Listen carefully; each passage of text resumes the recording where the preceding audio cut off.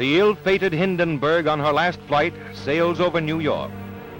These pictures, made from a Pathé News plane less than 4 hours before the tragedy, show the world's largest airship heading for Lakehurst, New Jersey. Over Newark's famous auto skyway, the airship was hailed by thousands who little dreamed it was their final glimpse of the Hindenburg. Inside the silver envelope are 16 separate gas bags, each filled with hydrogen, a highly inflammable gas.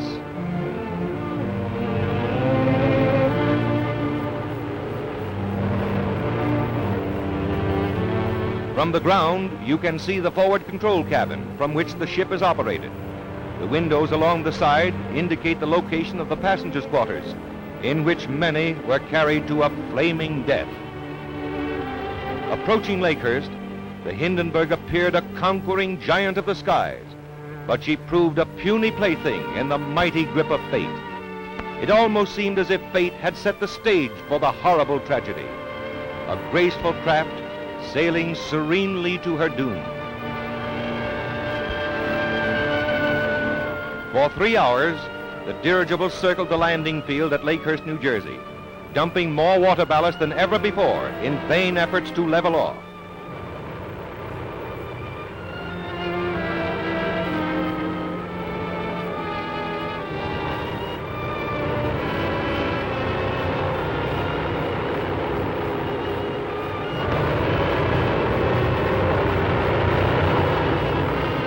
Again she dumps ballast, and a nervous tension grips those who are watching, for this is something unusual.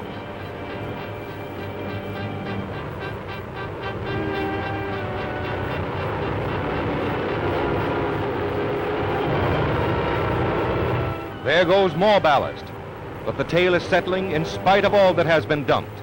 A grim note of impending tragedy.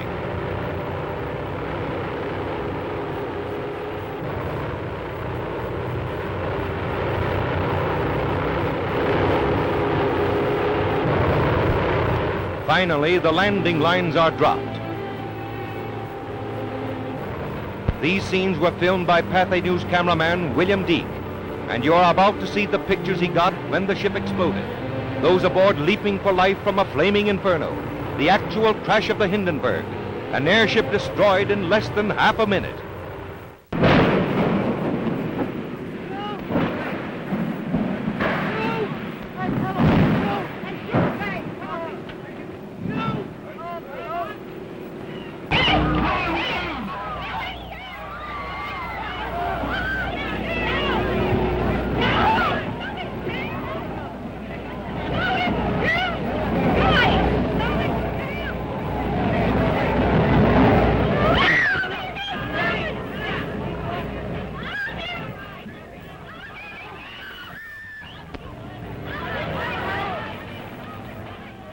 Rushing to the rescue, the heroes of the tragedy dash in, heedless of danger, to help the injured to safety, while others, beyond help, perish in the flames.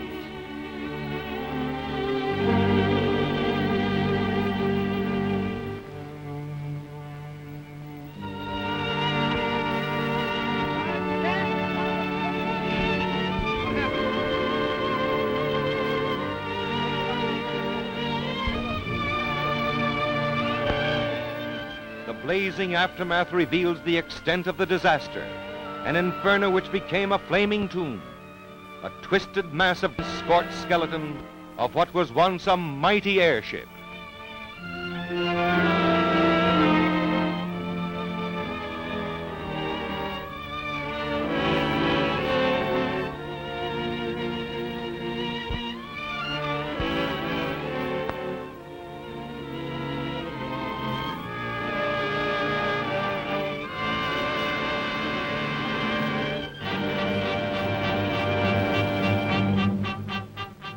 The Hindenburg has gone.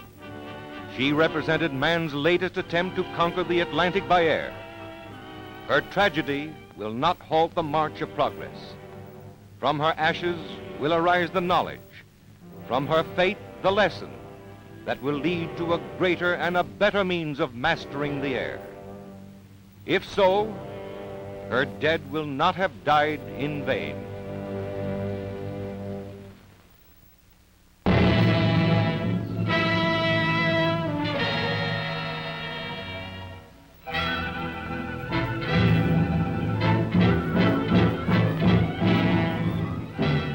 German zeppelin Hindenburg, Queen of the Skies, seen here from a universal newsreel camera plane as it sped over New York to its tragic end at Lakehurst, New Jersey, now lies at the Naval Air Station a twisted mass of metal.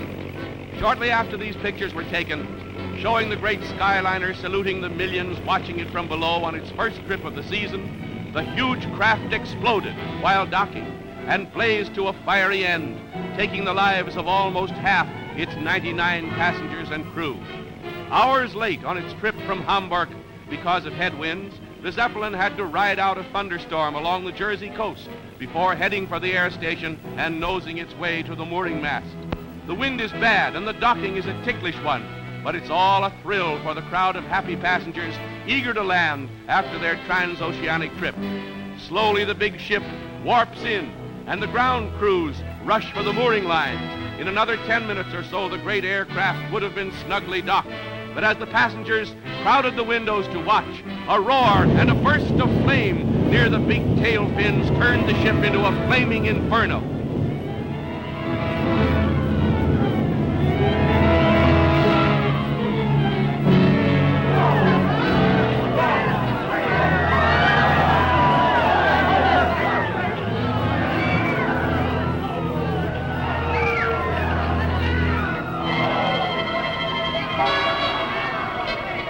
Passengers and crew, the fortunate among them, fell or jumped and were dragged to safety before the fiery furnace took their lives.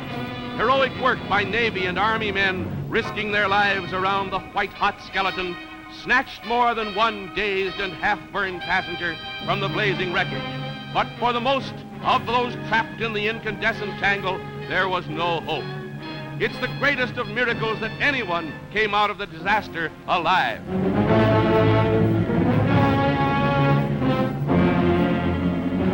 7 million cubic feet of inflammable hydrogen gas blazed up in less than a minute. The hundreds of tons of fuel oil burns for an hour or more, with its dense black smoke making a pall over the tragic scene.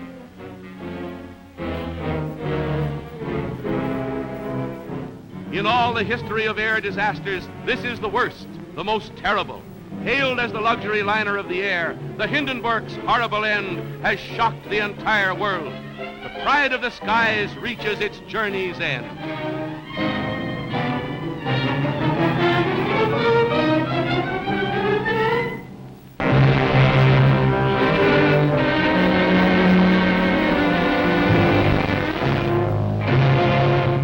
A twisted, tangled mass of seared girders and bits of blackened fabric are all that remains of the proud luxury airliner Hindenburg that lies at the Lakehurst Naval Station. The death list is now 35, with 10, including Captain Pruss, still on the critical list.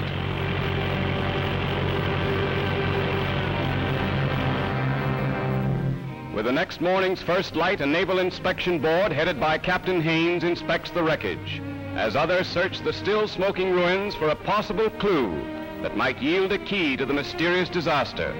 The remains of the Hindenburg will not be moved until the arrival of Germany's expert, Dr. Hugo Eckener, who heads a commission that will conduct an investigation simultaneously with the Department of Commerce.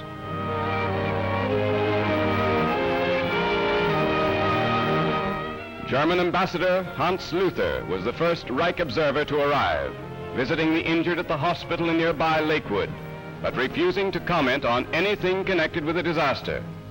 As soon as is possible, the injured who can be moved are carried to ambulances for transfer to New York, 60 miles away, so as to receive everything that medical science can offer. Swathed in bandages, they may be more than thankful for their miraculous escape from the blazing inferno of the Hindenburg. Members of the crew not seriously injured were housed in the officers' mess at the naval station. 13-year-old Werner Franz, a cabin boy, is the youngest survivor who will appear before the Department of Commerce Investigation Board that calls Commander Rosendahl, head of the naval station, as first witness. But experts believe the exact cause of the greatest of air disasters will never be known. Over the Hindenburg will loom a question mark that can never be forgotten.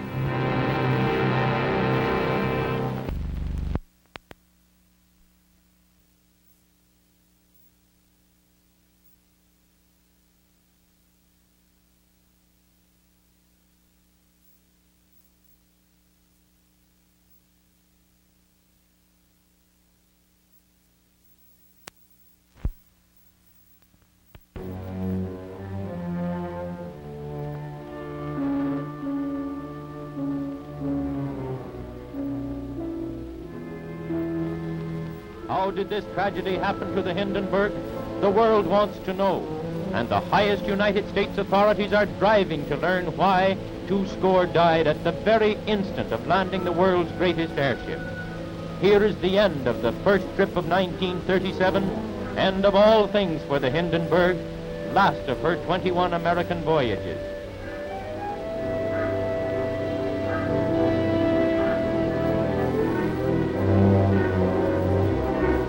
Now at twilight comes the dreadful end. She is over Lakehurst, nosing in as on so many trips before. Nearly 50 laughing passengers are at the windows from which they have just looked down on millions watching from New York. There's nothing wrong. The ship levels off, drops her water ballast. The ground crew is ready underneath. It's all right, as it has always been all right. She drops her line. This voyage is over, and tonight she is going back to Germany. And then...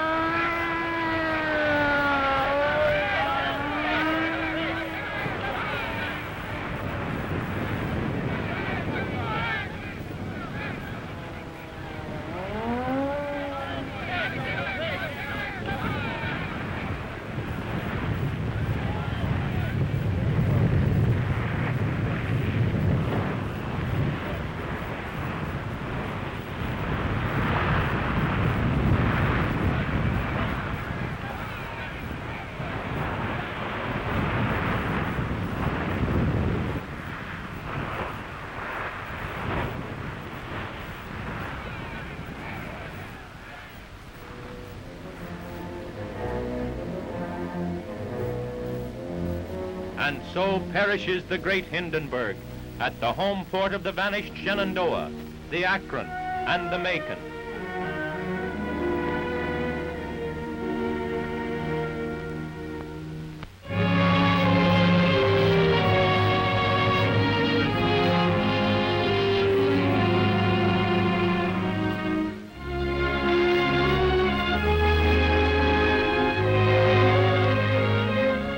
It was just a year ago that New Yorkers first beheld the silvery spectacle of Germany's luxury airliner Hindenburg, soaring majestically past Manhattan skyline, having spanned the North Atlantic in the record-shattering time of 61.5 hours from its hangar at Friedrichshafen to its American port of call at Lakehurst, New Jersey.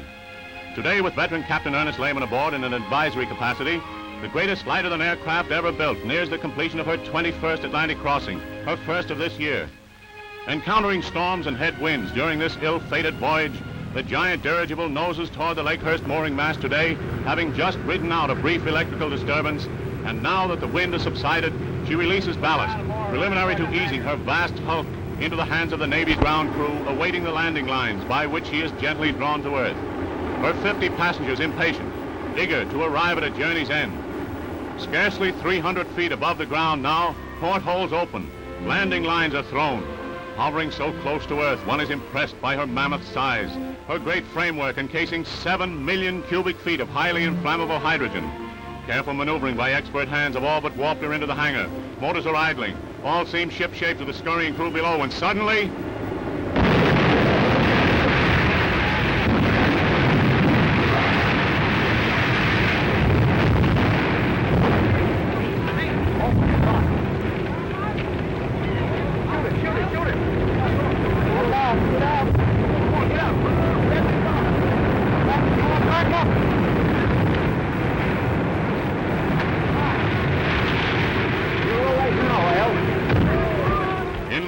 time than it takes to tell, the scene is one of horror as the ship has slowly sagged to earth and the flames have enveloped the entire structure, many of those aboard having jumped to escape cremation.